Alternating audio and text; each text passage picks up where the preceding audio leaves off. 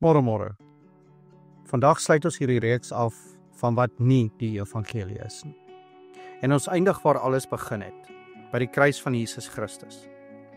Nie by ons opinies nie by godsdienstige pogings nie by motivering of selfhelp nie, maar by die bloed, die spykers en daardie laaste asem.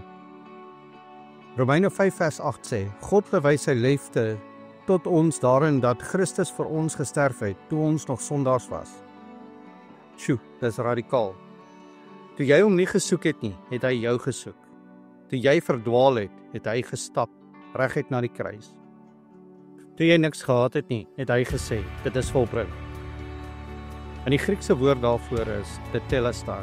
Dit beteken volledig betaal, ten volle afgehandel, soos 'n skuld wat niks meer skuld nie. Jesus het nie 'n deposito gemaak nie, hy het alles betaal. En dit is die hart van die evangelie. Nie Jesus plus jou pogings nie Jesus plus jou morele gedrag nie Jesus plus jou CV, jou kerkposisie, jou vasbyt nie. Net Jesus, net die kruis, net die genade. Die hele Bybel wys na daardie oomblik. Die vel vir Adam en Eva, die bloed op die deurkosy, die lam sonder gebrek, die brandoffers in Levitikus, die man van smarte, die lam op die troon. Dis God se reddingsverhaal. En jy is nie die held nie, Jesus is. So vandag, hou op 'n klein, hou op probeer verdien. Lê jouself net neer by die kruis, by Jesus se voete, by die woord wat fluister, jy is vry. Kom ons bid saam.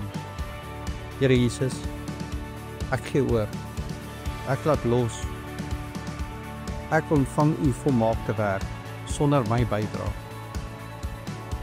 Dankie vir die kruis, dankie vir u genade, dankie dat ek niks hoef te bewys nie. Ek rus nou in u woorde, tetelestai. Amen.